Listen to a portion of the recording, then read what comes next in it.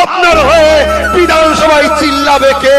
আপনার হয়ে পার্লামেন্টে চিল্লাবে কে? আপনার হয়ে প্রশাসনকে রুখবে কে? আপনার হয়ে প্রশাসনের অত্যাচারের হাত থেকে বাঁচাবে কে? কেন আপনার কোনো সন নাই, আপনার কোনো দল নাই। যার দল নাই, তার বল নাই। এই জায়গায় দাঁড়িয়ে থেকে এক রাজার ঘরের ছেলে হয়ে, পীরের ঘরের ছেলে হয়ে, নবীর ঘরের ছেলে হয়ে ইজ্জতের গদি ছেড়ে দিয়ে রাস্তায় নেমেছি আপনাদেরকে বাঁচাতে, দলিতকে বাঁচাতে, মতুয়াকে বাঁচাতে, নাগরিকত্ব বাঁচাতে, ক্যাম্পের হাত থেকে বাঁচাতে, রেপের হাত থেকে বাঁচাতে। এই জায়গা